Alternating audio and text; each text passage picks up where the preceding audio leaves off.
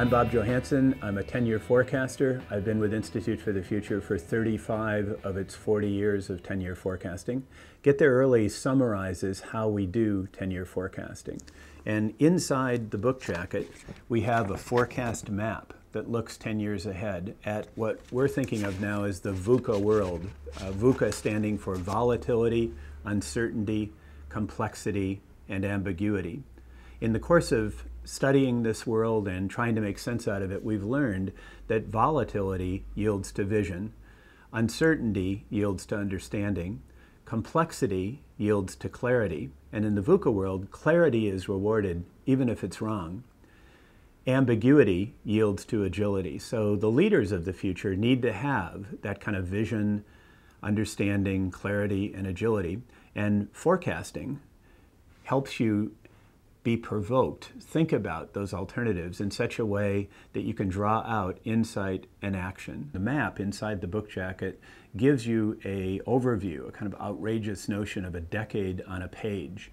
And you'll see 5 driving forces to the left, 4 impact areas expressed in columns, and on the right, 5 artifacts from the future. And in chapter 2, we tell how those future forces are likely to play out.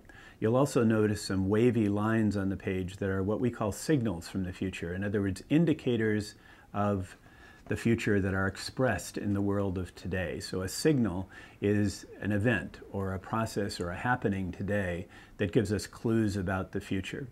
The forecast isn't meant to be a prediction. Nobody can predict the future. The forecast is a provocation. In the book, we talk about various examples of people who have used foresight to provoke insight that led to action. For example, one case began in the early 1990s when we were working with Procter & Gamble, and with their CEO and his leadership team, we presented a forecast about the importance of biotech for P&G.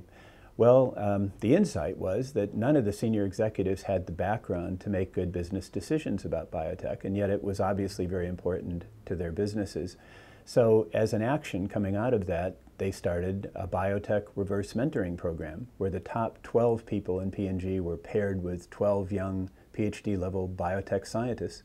And by the end of the year, they had enough background to make good business decisions, and they actually had a strategy regarding how biotech might play more of a role within P&G. So the foresight was the importance of biotech, the insight was the senior executives needed to learn more about it, and the action was a biotech reverse mentoring program.